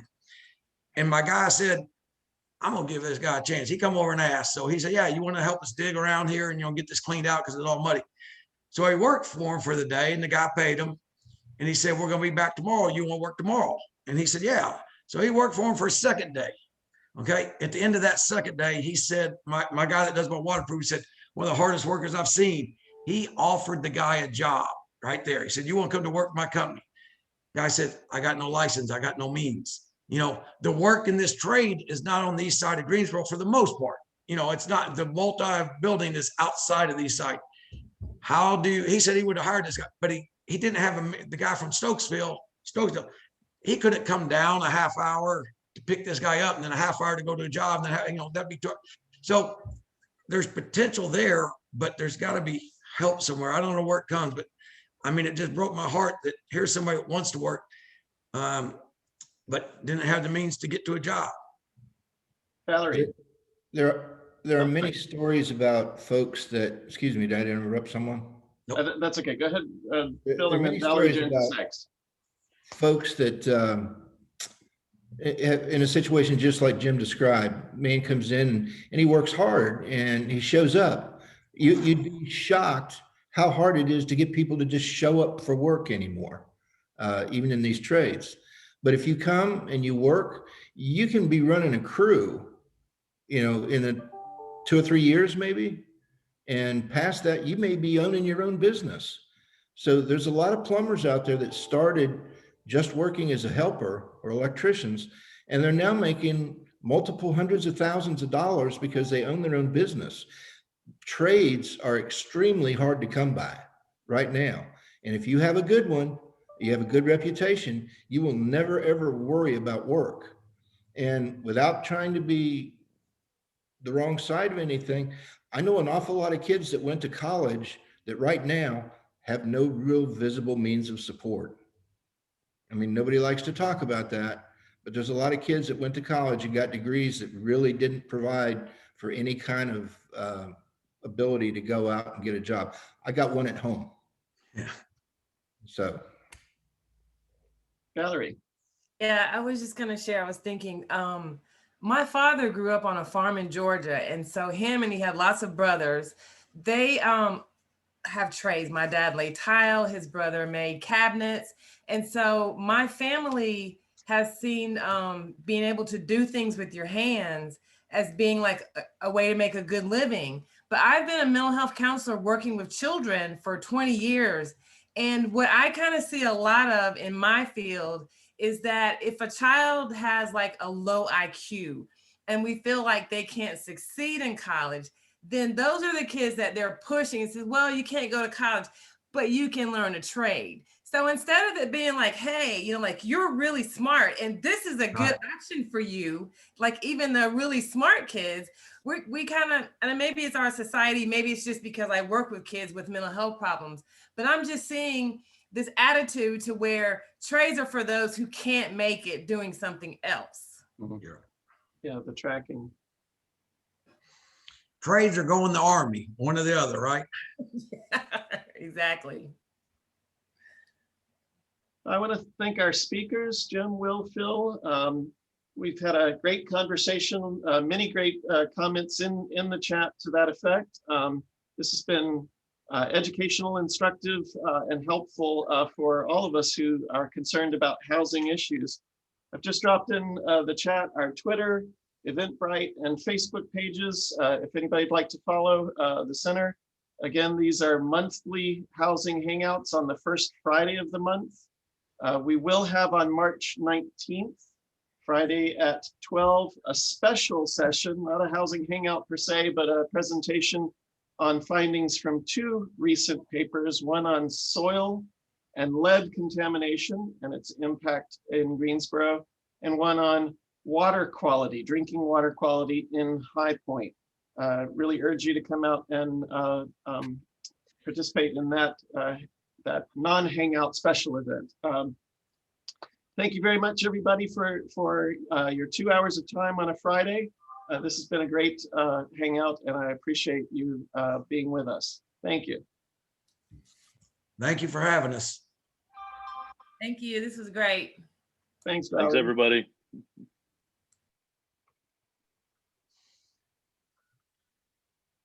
Thanks, Marianne. I think you were saying something, but you were muted.